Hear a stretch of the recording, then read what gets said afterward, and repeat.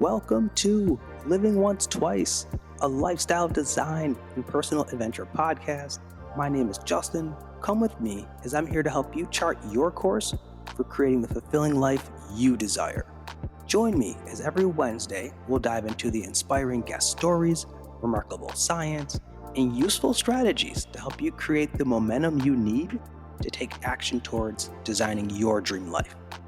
Remember, your dream life is waiting for you. It's time to go for it. You deserve it.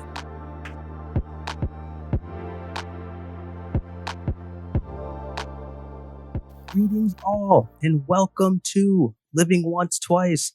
Thank you for tuning in to today's episode. I'm very excited to bring on today's guest, Dre Johnson. Dre is a social justice advocate, community leader, speaker, creator, and host of the Black Male Sharing Experience, which you're going to hear about a lot more later during this conversation. With a background in social work, Dre is passionate about working with youth and families, as well as educating faculty on staff on topics of mental health, equity, and inclusion, and driven by his mission to close the achievement gap between disenfranchised community and their more affluent counterparts by educating and empowering one person at a time. Mr. Dre Johnson, welcome to the show. How are you? I'm good, man. Thanks for having me. I'm super excited. Right back at you now. Dre, before we dive into your story and the great insight that you have to share with our listeners, got to give the people some context. I met Dre during his undergraduate experience at the college at Brockport, another fellow Golden Eagle. We also had the chance to travel together to Ghana and stay connected throughout the years. And for me, Dre, it's inspiring to see the grind that you have been on. And I'm beyond grateful once again for this conversation that we're about to have. Man, that means a lot to me, man, for sure. Definitely, you've been like a mentor to me, a friend. So I definitely appreciate the opportunity you having me on, man. I'm excited.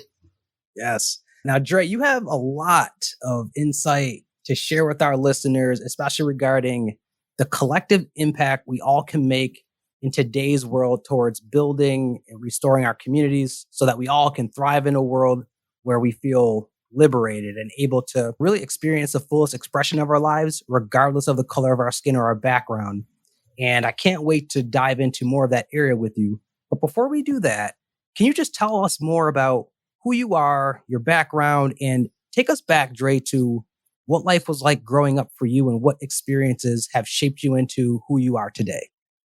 So, born and raised in the greatest city ever. If you didn't know, that's Rochester, New York. That's the third largest city in New York State, right behind New York City and Buffalo. Rochester is like a high crime city, high poverty city. So just coming from a place like that, I feel like I kind of have like almost like a chip on your shoulder, so to speak. But I grew up with my mother. For a short time, she struggled with severe and persistent mental illness. For those of you who don't know, it's like mental disorders that significantly impact like family relations, occupational productivity, and like social functioning, things like that. She had some substance use issues going on. So there was just a lot of things going on when I was a child that kind of helped shape me to get me to where I am.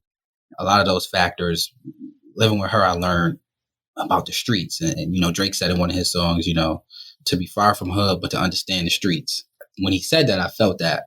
So I think that that's like a big part of what raised me. So like I learned about the two different worlds that we live in.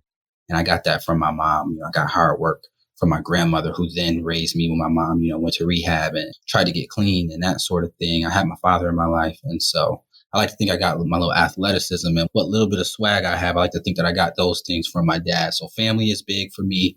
That's a huge part of my background and what helped shape me. My community is big in shaping me into who I am today. So I'll be remiss to get here and not mention and shout out, those key role players in my family and my community as well.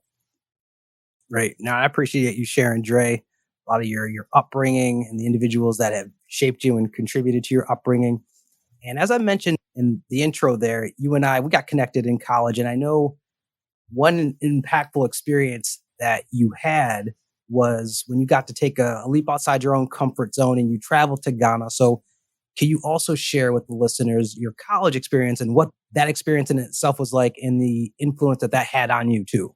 Oh, wow. College was, I would say, like a turning point in my life because Rochester is very homogeneously Black and Latino. So I never really was around white people like that. Like in my neighborhood, you literally just have Black and Puerto Rican people. Like that's really it. I honestly, as a kid, like growing up, I kind of just thought it was like Black and Puerto Rican people and white people. I don't know where they lived in some land far, far away sort of thing. Like the only time I would really interact with white people was like at school, we would have teachers that were white, administrators that were white. And that was pretty much it. But in college, I was exposed to like diversity for the first time. And so it was an extreme culture shock for me. College taught me so much. I learned actually more outside the classroom than I learned in the classroom. I had never experienced overt racism before, maybe like some covert racism in ways that was kind of like unbeknownst to me. But when I got to college, there was people that had Confederate flags and rebel hats. And I'm like, what is that about? You know what I mean? And I got a chance to kind of experience some of those things in college. So even long before I went to the Ghana trip, I kind of felt like I was in this no man's land, like almost like I didn't belong. I was homesick. My first college I went to was like an hour and 45 minutes outside of Rochester in a small town with more chickens than people. So it definitely was different from anything that I had ever experienced, but it really taught me to step outside my comfort zone, to push myself. On the first day of college, I remember them telling us, like, before we even got to the class, we were doing like the freshman seminar stuff. We go around and meet the new people. And they said, you can be anybody you want to be. It doesn't matter where you're from or who you were in high school. You can be anybody you want to be here. It doesn't matter if you were a jock, if you were one of the cool kids, if you were quiet, you can be anyone you want to be. And so at that point, I was like, you know what? I don't want to be the class clown guy anymore. You know, I want to be taken serious. I want to actually see what this college thing is about and try to learn something. And then I met you and you were talking about the Ghana trip. And you was like, you know, you could go to Greece or you can go to Italy, you can go to Rome at any point in your life. When else will you ever get a chance to go back to the motherland? When else will you ever get a chance in your life to go to Ghana, like, to visit Africa? And it really just, I was like, wow, it just kind of spoke to me. It just lit something in me. And so going to Ghana was huge for me. It was the first time I got a chance to see white people as a minority, because in college, you know, Rockport is maybe less than 15% Black. I can tell you that much.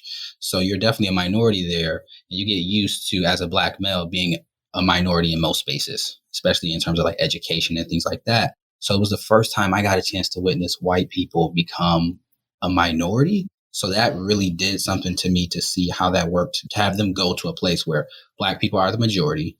They kind of run the stuff and they have to kind of fall in line. The white people did. And so to see how frustrated and angered they got from being looked at differently, it really did something to me. So that was something that was like very eye opening about that experience, to get a chance to see the world is so much bigger than, you know, this area where I'm from. It kind of helped me become more of a global citizen. Great. There's so much in there that I want to talk. Can I find that whole experience very extraordinary? As you know, that was an impactful experience for me during my undergrad, and it was amazing to get to see you take that on fully. And I remember all aspects of it working together on your passport and all those layers to it. Man, that was a great in the visa process, and proud of you for taking that leap. Getting there was even the fun process. Oh my! Oh, I definitely remember that story as well. So Dre, let's stay there for a second. In terms of you and talking about college, and you were saying like, hey, this is a place where you could be who you want to be. I guess my question to you is, students out there now who might be listening to this, who come from a background where maybe they didn't see outside of their own bubble, or they just have an identity that they don't think that they can be truly who they want to be, or pursue their goals or dreams or aspirations, maybe because of the resources, how they grew up, etc., circumstances are surrounding them. What would you say to them, those who are in college right now, about the opportunities that either college presents to them, and once again, that seed of nugget that was planted in you that you could be who you want to be as a part of that experience? Well, when I did the Ghana trip, I actually learned that W.E.B. Du Bois said that college is not about finding a job. It is about becoming enlightened. And you spoke about it a little bit earlier when you talked about like, we're in this wake of like coming into consciousness. A lot of people are coming into consciousness. And I think for those folks that are in college that kind of feel like maybe it's not for them, I literally felt the same way. Like I was there and I was like, man, I'm not a college dude. Like this isn't my thing. I did not graduate in the top 20 of my graduating class. I didn't graduate in the top 50 of my graduating class. Heck, I applied for 10 colleges when I was in high school and I only got into one. I got into one college. And so I just always said, like, I'm not a school guy. I'm not a school type guy. Now people look at me as like, oh, you're this great scholar. You're this like practitioner. And people often come to me with conversations that are like controversial and things like that. But for me, I went to college for the wrong reasons, but I stayed for the right ones. I think this is why it's important to have good, positive people around you. Everybody around me wanted me to go to college. So I was an athlete in high school. I was really good. I was a New York State champion. I was an All-American. I went to nationals. I was really good at track and field. I played basketball. But my senior year in high school, I transferred schools and was ruled ineligible to compete in high school. So all my scholarship offers that I had junior year, everything were gone. Division I, everything gone. So I always saw myself going to college for sports, for athletics. This was going to be my meal ticket. And when they said I couldn't, I lost all the scholarship opportunities. I was deflated. I became depressed. I had thoughts of suicide. So I struggled. I struggled big time, but I had people around me that were willing to pull me up. Different from many people in my circumstance. I had my father in my life who was huge. When I said school is not for me, he said school is for you. You pick what school you want, but you're not dropping out. You're not going to quit school. So I had people to kind of push me when I didn't even want to do college, but I never thought that college really was for me until I got there and started to do research. So I think everybody that's in college has to find something that they're passionate about. I always say to my students, find something to say yes to. Find something to say yes to, whether it's stepping, whether it's athletics, whether it's intramurals, whether it's research, whatever. Find something to say yes to. So, I went for sports, for athletics in college, but it was a point when I was a junior, I quit. I quit track and field. I went to nationals and everything. I quit to pursue research, to be on like a research team, so to speak. McNair, C-Step. Shout out to McNair and C-Step, Black History Month. Shout out to McNair and C-Step scholars. So I quit track and field to really pursue. And Dre, can you talk a little bit about what those two programs are too, for listeners that might not be familiar with McNair and C-Step? So McNair and C-Step are pretty much research programs designed for students that are underrepresented in PhD fields. So those would be women are underrepresented in a lot of PhD fields, and minorities, Blacks, Latinos, Asian Americans. These people are underrepresented in a lot of PhD fields. So the goal was really to get those folks interested in research and doing research. And again, I had a guy, Kevin Aiken, shout out to Kevin, who was like, Dre, you need to do this, young man. You need to come and do this. He was a non-traditional student and he pulled me into the research thing. And once I started doing that, I was like, oh, forget track and field. They don't care about me. They just care about my body, what I can do on the track. They don't care about me as a person. So once I started to do research, that was kind of my niche. I stuck to that. And then I kind of felt myself begin to soar, So I would say to those folks in college right now, really find something to say yes to and just dive in. You know what I mean? Yeah. And I appreciate you sharing that advice and that insight, Dre, because you really maxed out your experience to the fullest and continuing. And one theme that I'm seeing continue to sprout from your story is how you've changed or rewrote your narrative, whether it was being an athlete and thinking that was the route. And then when that door closed, you opened another one. And then going through your experience of in undergrad school where you were a minority statistic and you start to run into those experiences that you weren't familiar with growing up, is now where I would like for us to pivot and start talking about the experiences of racism that you experienced in college. And if you could share maybe more about those experiences, because you said this was like your first time going through that. Like, what was that like for you, for your fellow classmates, students that may have also been going through that? Like, what were some of those conversations like? So this was the time when Obama was running, and he was running against like Mitt Romney or something like that. And I had a white roommate, and he was from the country. He's from like Kendall Mills, like farm type of spot. And he was telling me the difference between rednecks and hillbillies. I'm like, what? This dude's crazy. And his friends came over one day and they told a joke, like, why did Obama cross the road? And I was in there. They weren't talking to me. They were talking amongst each other. I was studying or whatever, and I could hear him. And he said, why did Obama cross the road? And they all laughing, like, I don't know why. And he's like, because he was tied to my grandfather's noose. And at that point, I'm like, what? Hold on. I got to take the headphones off on this one. I'm like, yo, what's up? Like, automatically that inner city Rochester came out like, hold on, what's up? And then my roommate was like, hey guys, I think it's time for us to get on out of here. You know what I mean? Mm-hmm. He got him out of there, and we had a conversation after. I'm like, yo, don't ever disrespect me like that again. Like, for real. This will turn different real quick for you.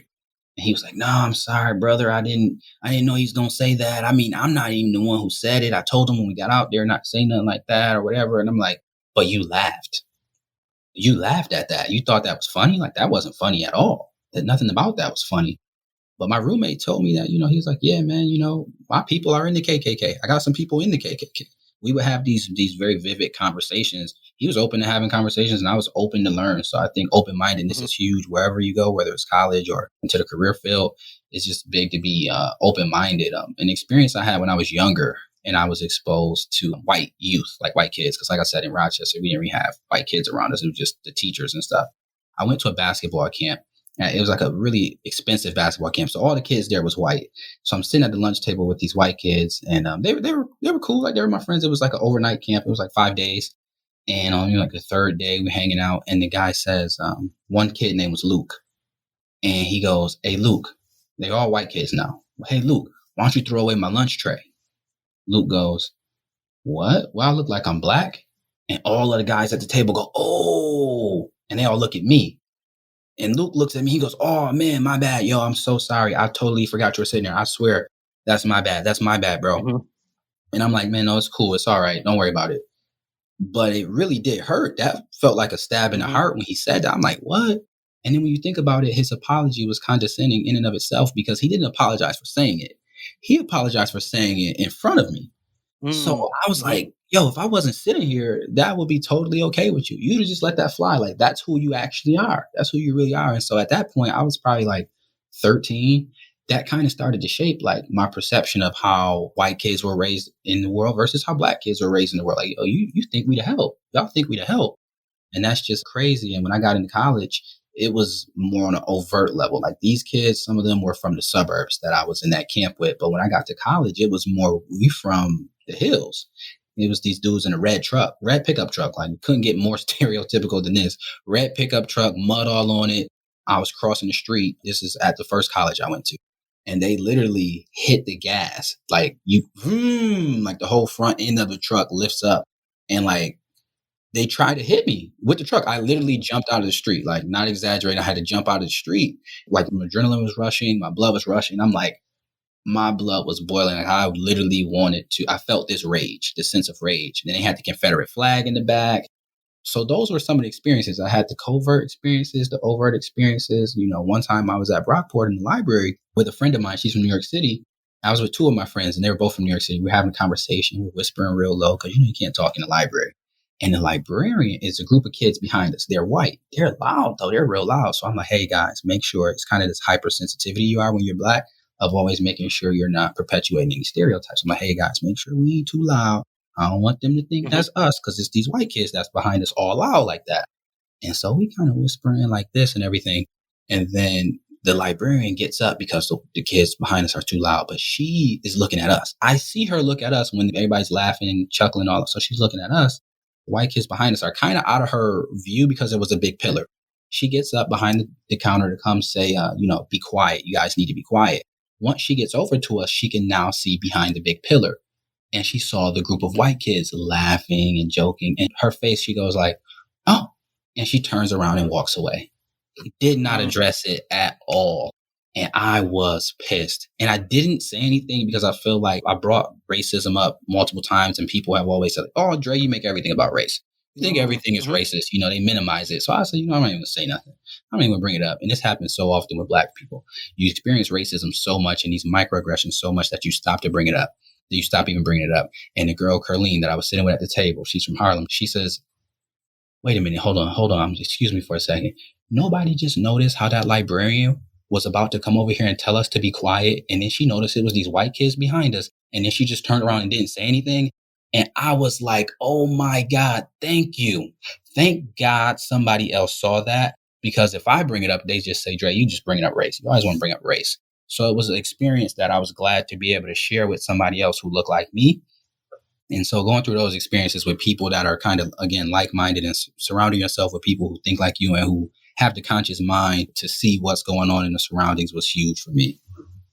Dre, I mean, I'm sitting here listening to you and hearing you go through these different experiences that you've had, how it shaped your association of, you talked about that association of blackness compared to whiteness, this racial hierarchy, having these traumatic experiences happen, and then almost also not being acknowledged or people empathizing or understanding where you're coming from. Because you talked about it after a while, when you would talk about it, people would say, well, why are you always bringing up race?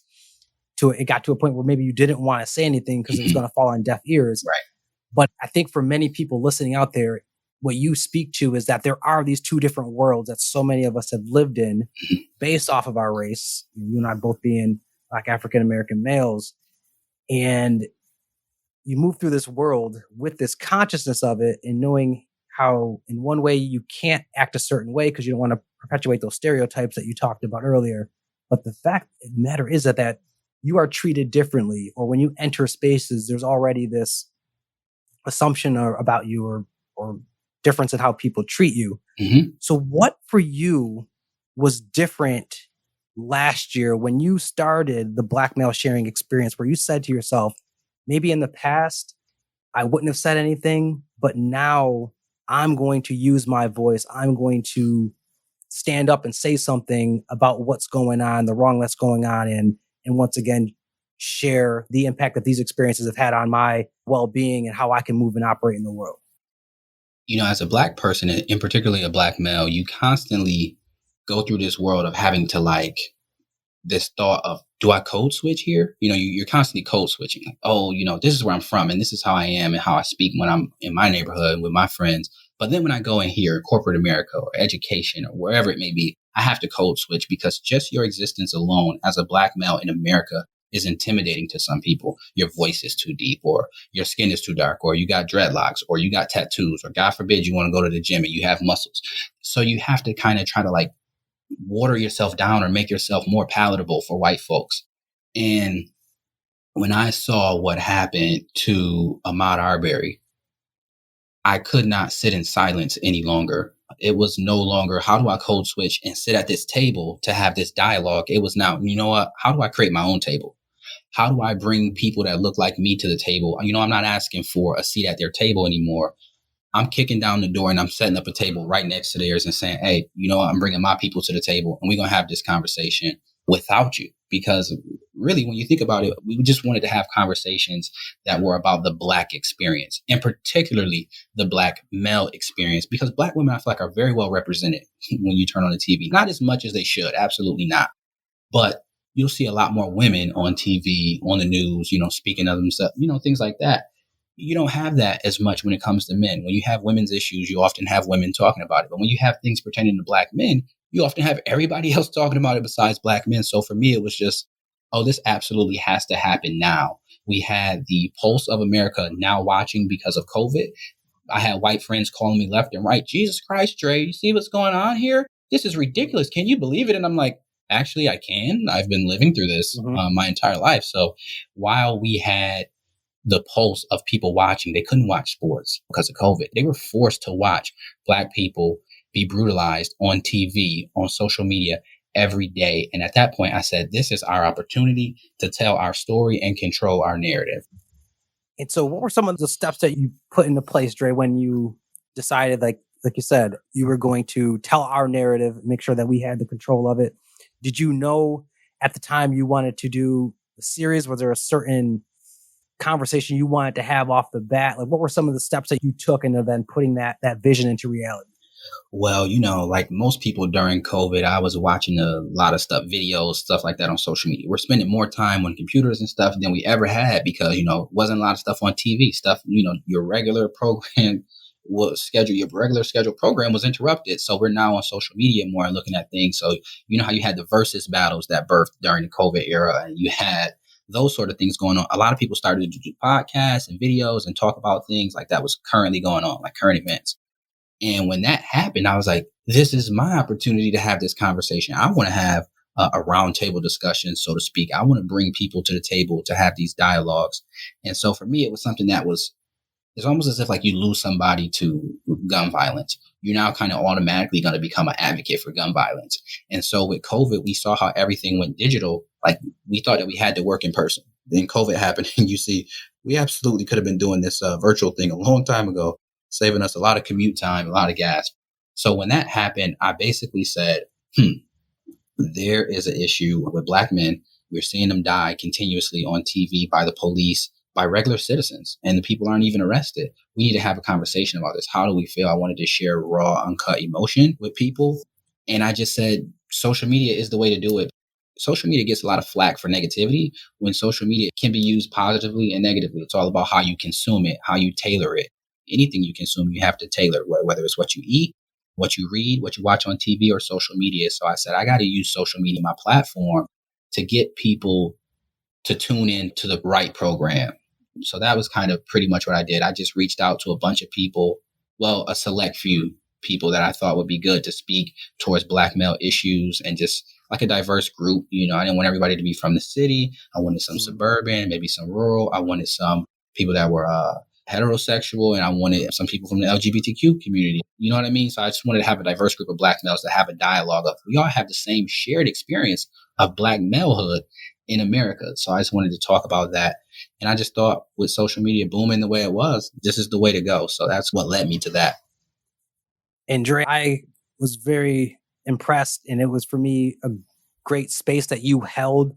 You talked about the representation of the individuals who are on that platform and the conversation that you had. So I'm curious from you, not only just being a host of that, but being someone who lived those experiences throughout your life. What was that like, being a part of those conversations? And then even the outpour from people listening in, like, what has that been like for you? It was a refreshing experience because, like I said, so many times as a Black person, you'll bring up racism and it will be minimized. You'll bring up how, a microaggression, and it will be minimized. You will be invalidated. So to have a show where we're talking about our experiences throughout our lifetime, and people like, oh my God, I had no clue. Wow, like, we need to do something to change. It motivated people. It inspired people. So many people reached out to me and said, Dre, I had no clue.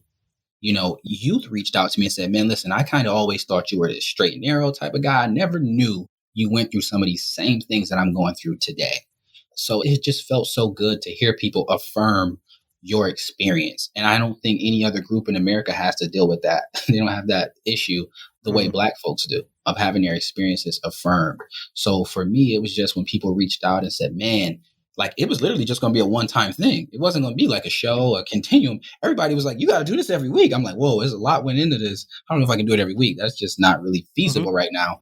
But maybe we can do it every month. They were like, yeah, at least every month. And so that's really what turned it into kind of a show, as opposed to like an open forum for discussion for a night. That was like a one night thing that turned into a monthly thing because the community reached out and just said, it was so great, we want more. Yeah, I know the community has been appreciating. I checked out some of those comments, Dre. And once again, for those of you out there, if you haven't, you got to hop on Dre's YouTube channel to check out the Black male sharing experience. And Dre, I want to talk about something you were just starting to mention, was people out there coming and asking you to do more. They wanted more of those conversations.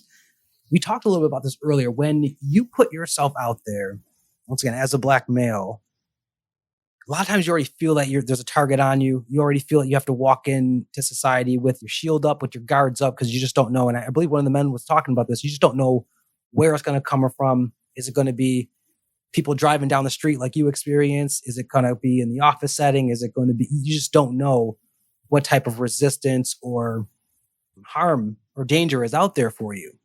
When you put yourself out there like this, in this way, speaking and sharing vulnerable experiences that you've been through, holding space for others, you could have just sat on the sidelines, but you didn't. So what helped you to push through that? Did that even enter your mind at all? That, hey, I'm really putting myself out there by doing this and holding this platform. So I just want to know about your mentality overall. Like, did you deal with any mental self-doubt or anything creeping into you in the first place in terms of moving forward on having those conversations and putting yourself out there like that?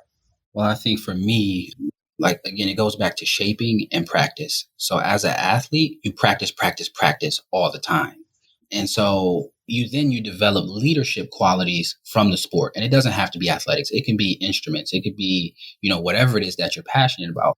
But for me, athletics taught me leadership skills and leadership qualities. It taught me putting myself out there. It taught me to take big risks. Because if you playing point guard on a team and it's 3 seconds left and you're down by a point, you know who's going to have the ball in their hands?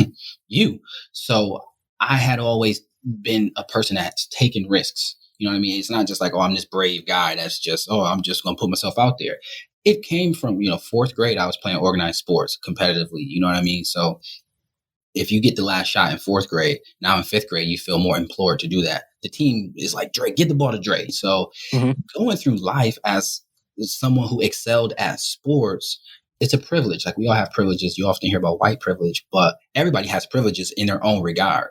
And so for me, being an athlete taught me a little bit about privilege, and it pushed me to be a leader. So for me, I don't have a problem being out front.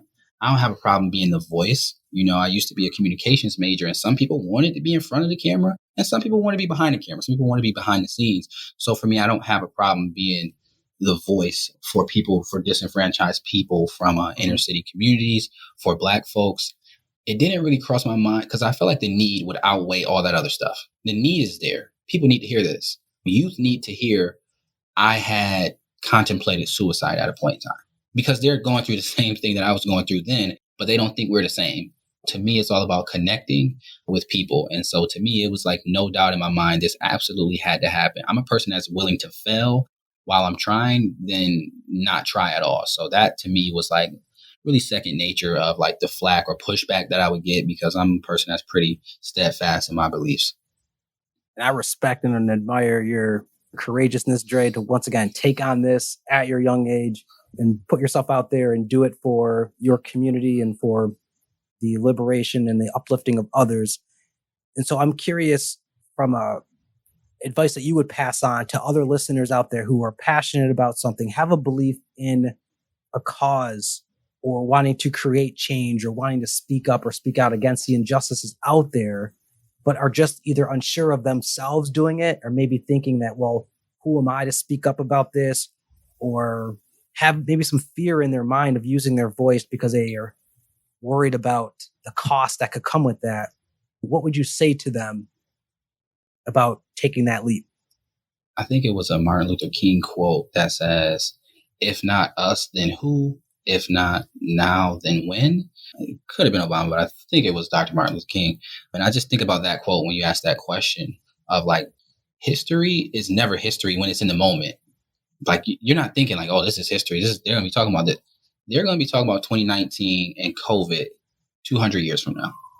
They'll be talking about this in American textbooks. Like this time period is going to be marked. So I think imposter syndrome is a real thing. Like I'm a person that is constantly affirming myself. So I would say to them that you have to constantly affirm yourself. There's power in our words. So you have to believe in intentionality. You have to be intentional with your words and what you do, how you treat others. Put good in, you'll get good out. Put good into the atmosphere, you'll get good from the atmosphere. Place yourself around people who affirm your goals. So there's going to be some times where you don't even think you have this lofty goal. You don't even think it's possible. Be around somebody who believes it's possible. You can absolutely do that. And then there's going to, again, putting good people around you is so key, because sometimes you'll think you can't do something and they'll be like, oh, hell yes, you can. You absolutely can. I've seen you win a state championship when everybody said you wouldn't make it out of the regionals, or you wouldn't make it out of the county championship. Or I've seen you pull off a 10-page paper in one night when nobody thought you could do that. Everybody told you should have started it 2 weeks ago. I think that's important. You have to water your dreams. Anything you want, you have to water your dreams. You have to do things that will feed that flame and cause you to grow.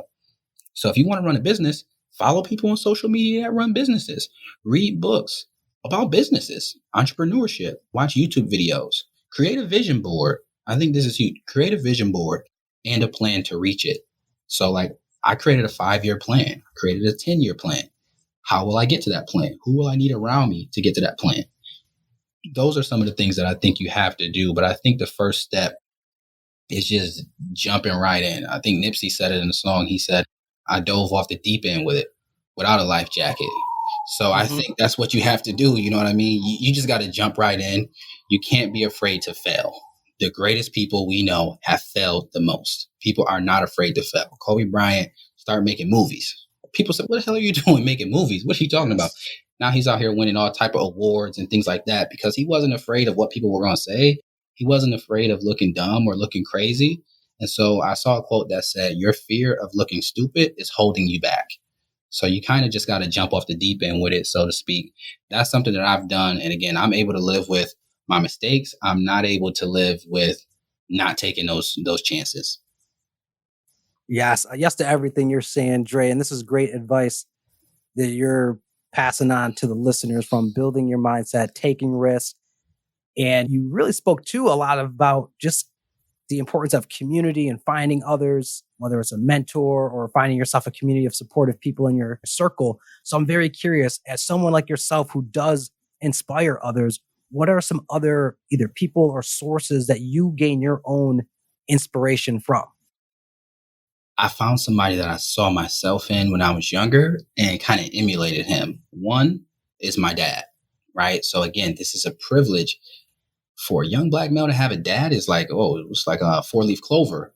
And even my football team, my basketball team, my track team will call my dad dad. So that's a privilege to have my dad in my life who played an active role in my life and helped shaping me and teaching me so much. So I think for me, just kind of following his lead was great. Like he taught me how to be a man, you know what I mean? But then when I got older, when you're a teenager, you stop kind of listening to what your parents were talking about and you're now more influenced by your social environment, your friends and the people outside of your home. And then I met this cool guy named Walter Larkin Jr. He was an administrator at the high school. He was also a track coach. He used to dress really nice.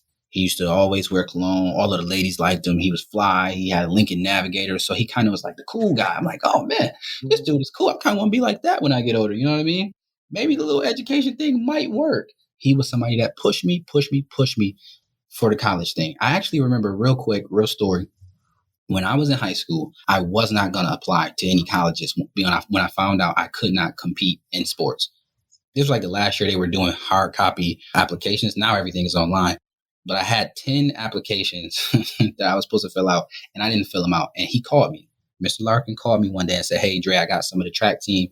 They're at my house. We filling out some applications. Why don't you come by?" I said, "I got a young lady over here. We watching ATL. We doing whatever. We minding our own business. You know what I'm saying? You mind your business. I'm going to mind my business." So we doing what we doing over here, just chilling. 20 minutes later, I get a phone call. "Dre, where them applications at?" I said, "Yo, Larkin, what are you talking about? I already told you I got a company. You kind of interrupted, man." He said, "Get them damn applications off your dresser. Tell that chicken head to go home and bring your behind outside." I look out my window, Lincoln Navigator is in my driveway. I'm like, yo, what's up with this dude? He drove all the way from the west side to the Lower East Side to pick me up for these college applications? Is that serious to him? And this was at the time when gas prices were starting to go up. Everybody's complaining about gas. I'm like, yo, he drove way over here for this.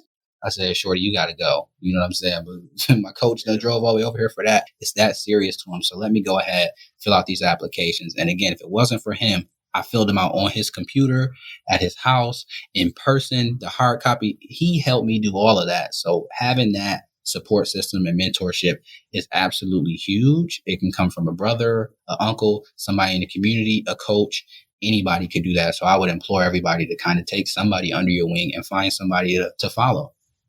Yes. And shout out, everybody needs a Mr. Larkin out there. Shout out to him. That's love, Dre. Everything I heard that you said that he was sharing, I mean, an investment in you and also seeing in your potential and not wanting you to waste that. 100%, man. Support systems, mentors, friends that will push you when you don't want to push yourself.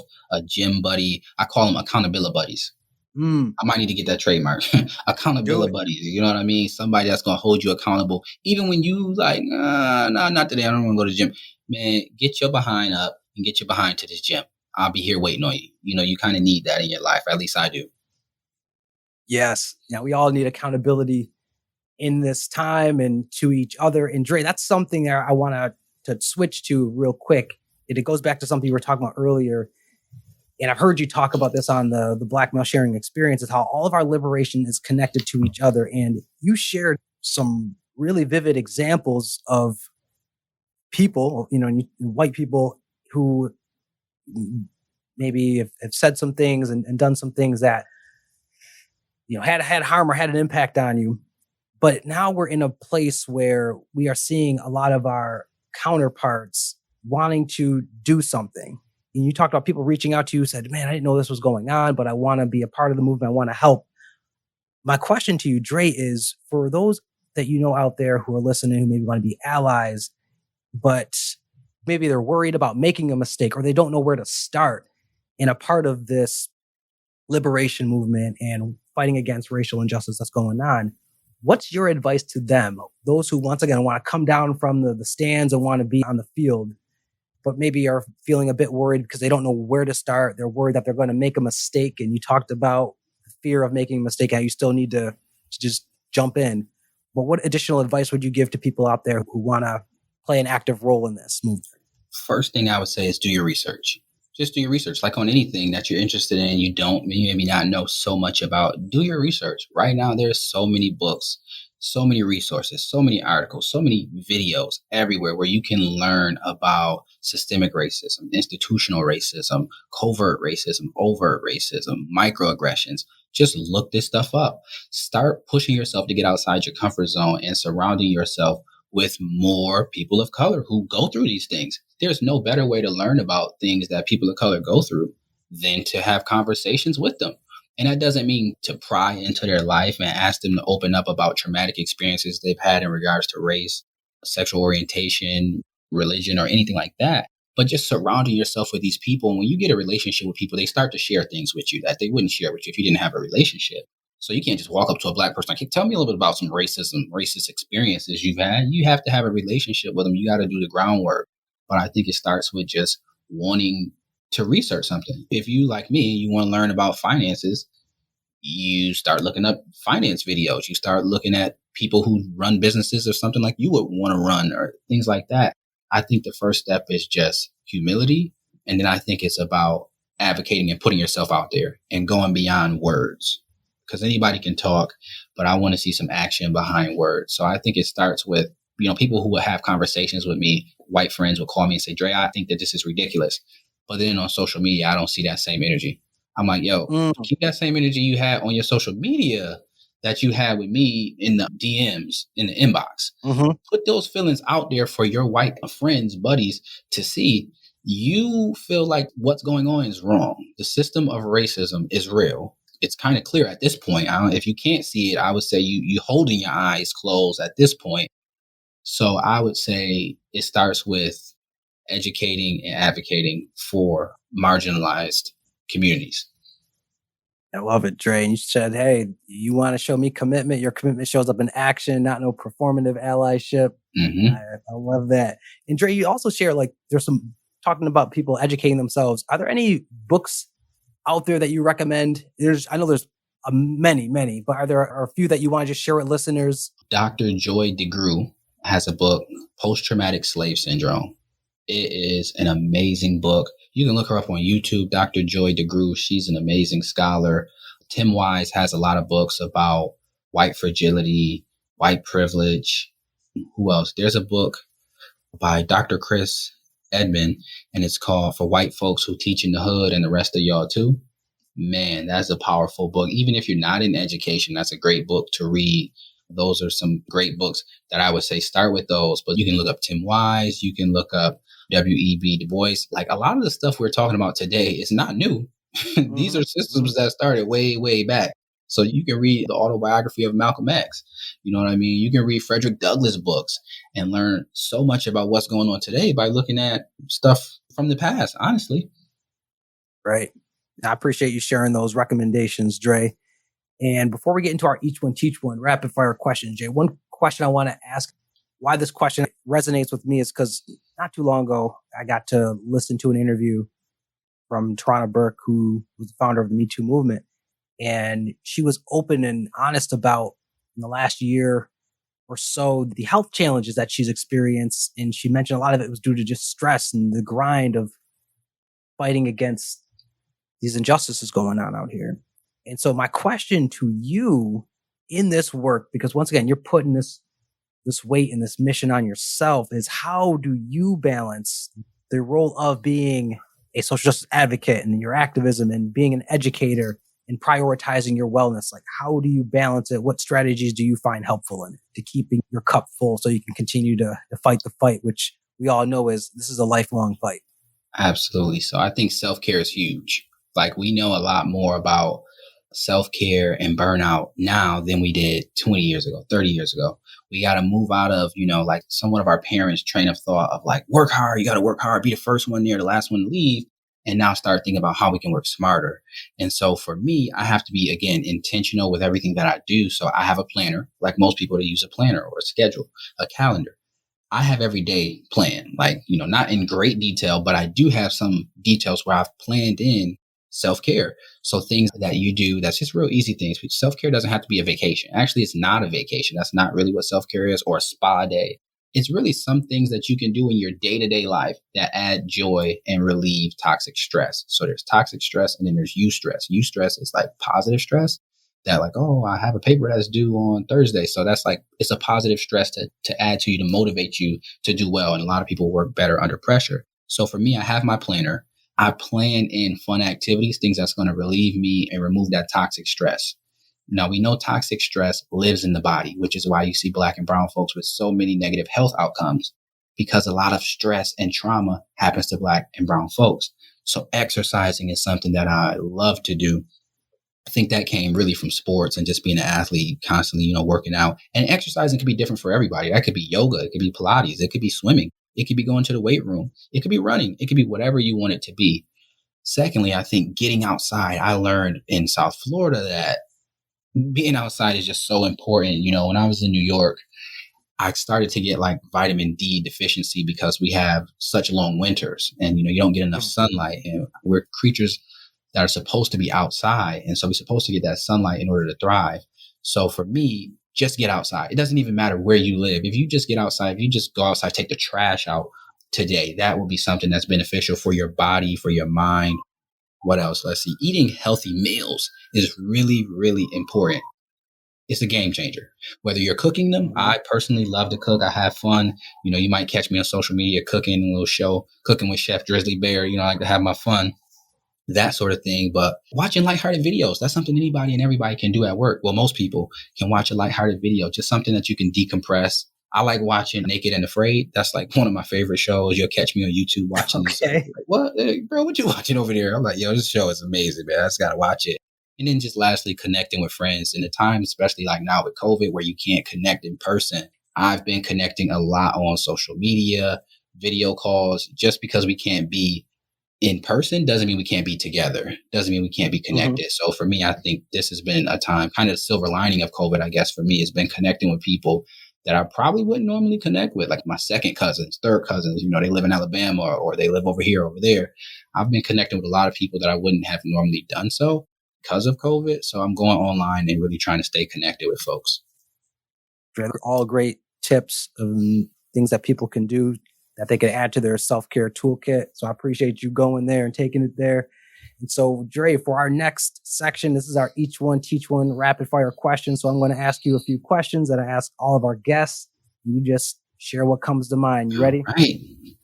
All right, Dre, first question is, what is one belief, behavior, or habit that has most improved your life?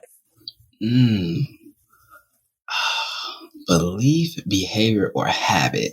I think for me, like, again, something physical is good for you to do. Training your body, body, mind, and spirit, I feel like are all connected. So I like to really try to pour into each one at the gym. That's something that is really good for me physically, mentally.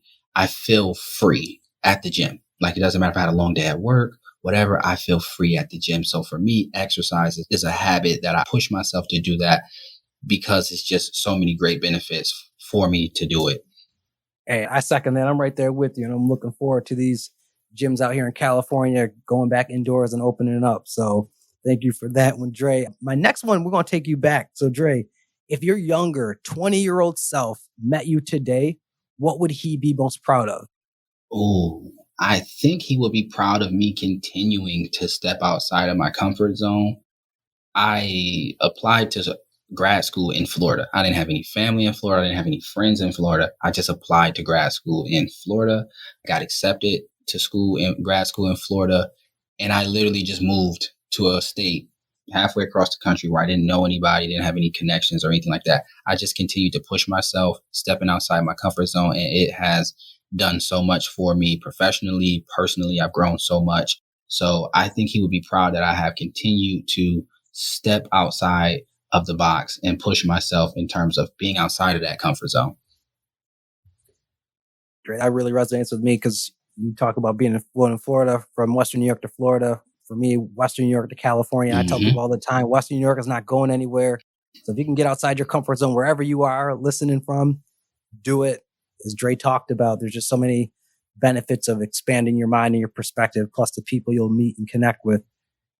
Keeping it in the time machine, Jay, when you think about all of your years of schooling, what is one thing that you did not learn about the real world that you believe needs to be taught? Taxes.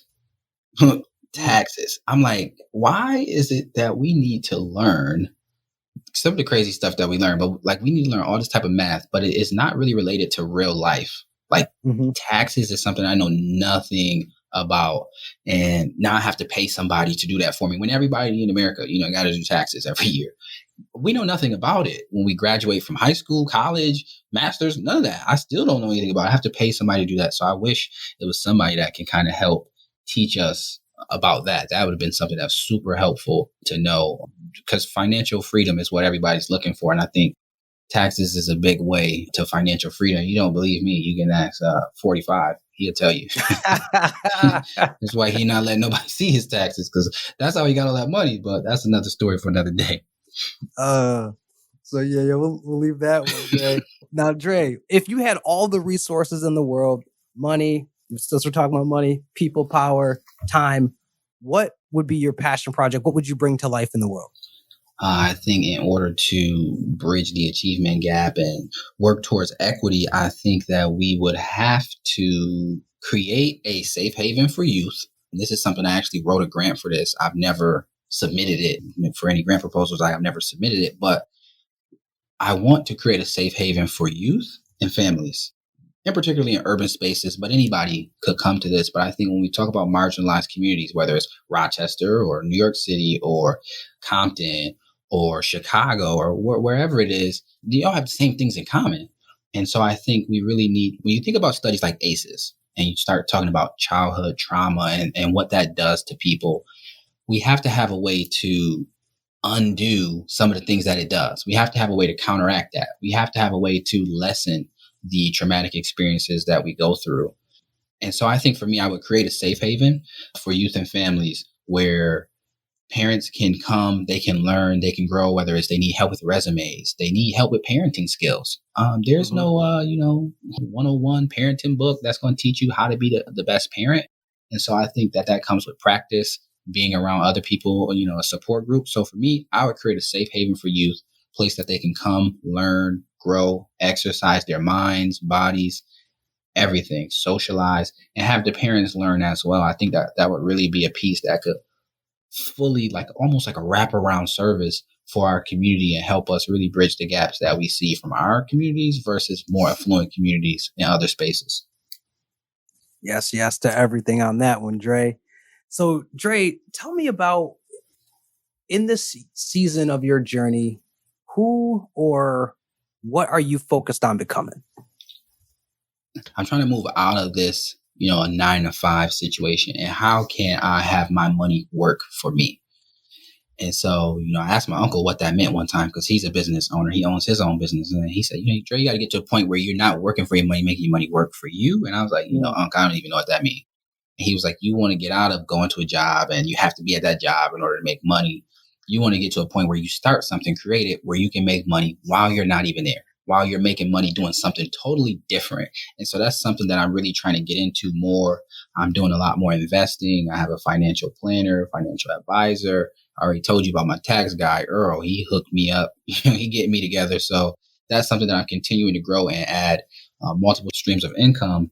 That's something that I'm trying to do to get myself, my feet planted financially so that I can continue to grow and do things for the community. You know, everything takes money, you know, all about resources. Yeah. So I want to be able to continue to help youth and families. So for me, I have to continue to get my finances in order in the event that I want to start my legacy and have children that they're well prepared to take on the world that we live in today. Dre, I love that financial empowerment. You talked a lot about Nipsey, and Nipsey talks about that so often, the importance of it, especially for Black and brown communities. So, Dre, last question is just what's next for you, and where can people go to find you and learn more? I'm currently in the licensure process to have my clinical license of social work. So by the end of 2021, I should be, God willing, a licensed clinical social worker. So that's what's next for me. I think after that, I want to open up a private practice so that I can start to heal the Black community, Black and brown community, because, you know, you got to shout out to the Latino folks because, you know, I grew up with a lot of Puerto Rican friends, Dominican friends as well. So I really want to try to bridge some of these gaps that we have. And who better to learn from than somebody who came from those communities? So for me, I think that's where I want to move towards. And yeah, that's pretty much what I think I'm going to be working on real soon. If people want to connect with me, they can go to my website. I have a website, drejohnson.net. That's net, N-E-T, not .com, not .org, not G-O-D, G-O-V, none of that. It is .net. So you can go to drejohnson.net, check out my website. You can hit the contact part and it'll shoot me an email and then we can connect that way. You can connect with me on Instagram, one Dre Johnson. On Instagram, that's the number one Dre Johnson, not spelled out, just the number one Dre Johnson. Or you can go to Facebook or LinkedIn and find me at Dre Johnson. Either of those platforms, you can find me. We can connect and continue to build. Awesome. Dre, I appreciate you, brother. And once again, for me, this was a pleasure to have this conversation because the way that you have stepped into your purpose, design your life around being a true servant to the liberation and the uplifting of others is just beyond respect. You're rewriting the narrative of what it is to be a Black male in society, and you're fighting for equity and the betterment and empowerment of communities of color out there. And I'll just say it again, you're a blessing. You're a blessing. And I appreciate that I've had the opportunity to get to know you, to stay connected with you. And I just can't wait to continue to see your growth and your expansion. You're about to get that. You're about to be clinical social worker. So we're going to put that in the universe. But like I said earlier, man, thank you again for just your time and the contributions you're making to our society. Man, I appreciate you. Thank you so much for the platform, for the opportunity. Man, people don't know this. I got to tell them real quick. I used to go through situations. If I get in a situation where I'm like, man, I don't know what to do, I would literally say, what would Justin do? Like I had a bracelet and people were like, oh, what would Jesus do? I said, no. This is what would Justin do. Like Justin is the go-to guy. You the guru. So I think about that still to this day, man. Situations where I'm like, oh man, I'm in hot water now. What would Justin do, man? You've always been a person that I see myself in, a very mild-mannered, not short-tempered person that's very, very practical. And so I appreciate you for being a mentor, a friend, and for providing me with the platform to talk a little bit about me to help the community, man. Thanks a lot. Hey, you're welcome, brother. And I appreciate those kind of words you shared. It really means a lot. I'm just wanting to, like you, see us all liberate ourselves out here and live the fullest expression of our lives possible. So, folks, that is it for today's show. I'd like to thank you all for tuning in your presence and tuning in today. If you enjoyed this episode, please show your support by sharing the Living Once Twice podcast on Instagram, LinkedIn, or wherever, and leaving us a review on iTunes. Reaching out to you all through the time and through the space that separates us to say, remember, your dream life is waiting for you. Go for it. You deserve it. Catch you later on Living Once Twice.